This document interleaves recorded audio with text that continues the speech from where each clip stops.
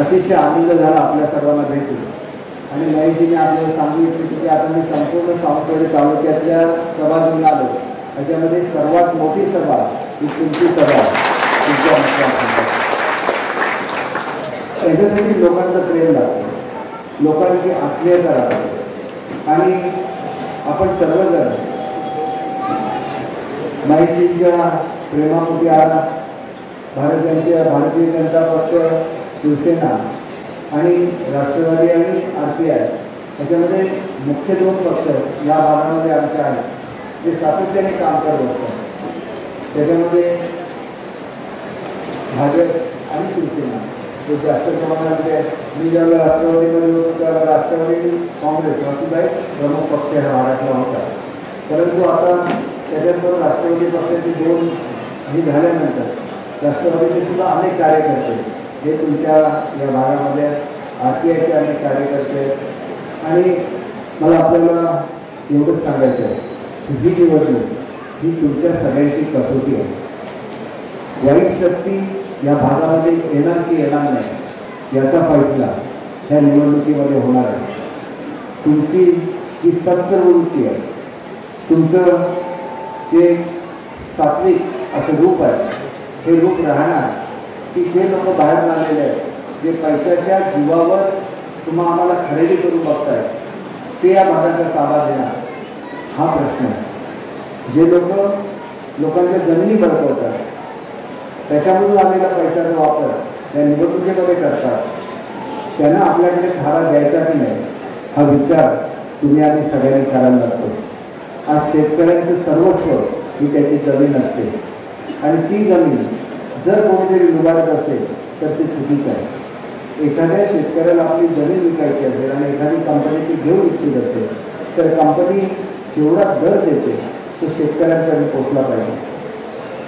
काही कोटी रुपयाला जमिनीचे व्यवहार ठरवायचे आणि शेतकऱ्यांना काही लाभ द्यायचे, ह्याच्यामधून जो पैसा निर्माण झालेला आहे तो अतिशय चुकीच्या पद्धतीने ह्या भागामध्ये वापरला जातो.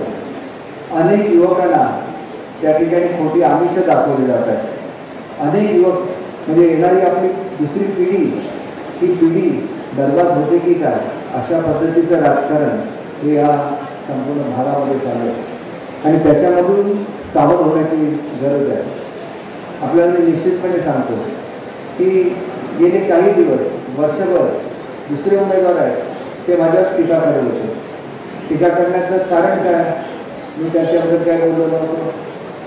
सगळ्यांना मी रिस्पेक्ट देतो, त्यांना सुद्धा द्यायचं, कारण ते भारतीय जनता पक्षामध्ये मी मंजूर केलेल्या अनेक प्रकल्पांचे नारळ जाऊन फोडायचे, मी काय त्याचं विशेष मनावर घेतलेलं नव्हतं.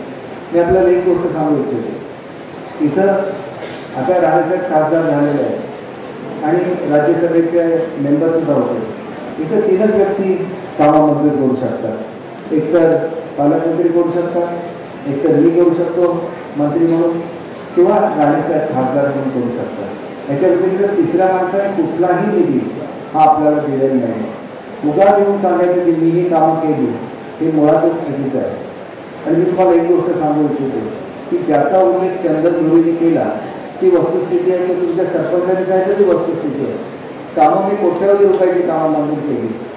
मी एक पत्रक काढलं आहे, त्या पत्रकामध्ये लिहिलेलं आहे गेल्या 5 वर्षामध्ये 2500 रुपयापेक्षा जास्त किमतीची कामं ही मी तुमच्या मतदारसंघामध्ये म्हणजे संपूर्ण सावंतवाडीमध्ये मंजूर केली. आणि त्याच्यामध्ये सगळ्यात मोठा वाटा हा या कोलगाव मतदारसंघाचा सुद्धा आहे. मी आपल्याला सांगू इच्छितो की आम्ही जरी वेगवेगळ्या पक्षात काम करत असलो तरी माझे अत्यंत जिव्हाळ्याचे संबंध हे नेहमी महेशजी बरोबर राहिलेले आहेत. आणि कधी एक काळ असा होता की महेशजी माझ्याबरोबर काम करणारं आमचं सगळं ठरलेलं होतं. पुढे काहीतरी माती शिंकली, नाहीतर आज जेवढी पॉवरफुल BJP दिसते तेवढीच पॉवरफुल शिवसेनाचा दिसते ही स्थिती आहे. आणि म्हणून असा एक कार्यकर्ता की जो सातत्याने लोकांसाठी काम करत असतो, लोकांच्या सुखदुःखामध्ये सहभागी होत असतो, त्याचा सारखाचा अभिमान आम्हा सर्वांना आहे. आणि म्हणून त्यांनी केवळ कोलगाव किंवा आपल्या कारिवडेमध्ये म्हणजे या जिल्हा परिषद मतदारसंघामध्ये संघटना बांधितली अशी नाही, तर त्यांनी संपूर्ण मतदारसंघामध्ये संघटना बांधलेली आहे, लोकांचं प्रेम मिळवलेलं आहे. आणि म्हणून आपल्याला एकच गोष्ट सांगायची आहे की तुम्हाला पण खूप अधिकचं काम करायचं आहे. मी तुम्हाला एक 12 पानाचं पत्र दिलेलं आहे.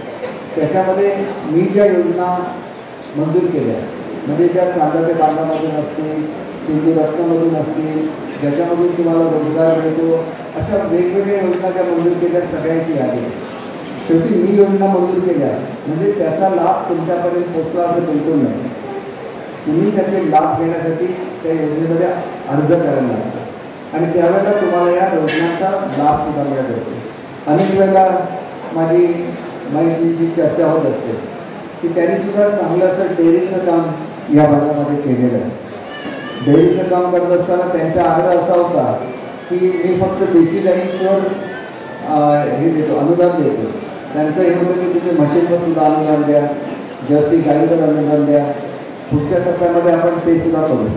परंतु एक गोष्ट लक्षात घेतली पाहिजे की देशी गाईचं दूध हे विकत घेण्याचा करार हा 65 रुपये प्रति लिटरप्रमाणे झालेला आहे. 65 रुपये प्रति लिटरने तुम्ही बघा, जर आपण जर्सी गाईचं दूध विकलं तर आपण 30 रुपये 35 रुपयाने विकतो. त्या म्हशीचं किंमत त्यापेक्षा थोड्याशा अधिकच्या किमतीला विकतो.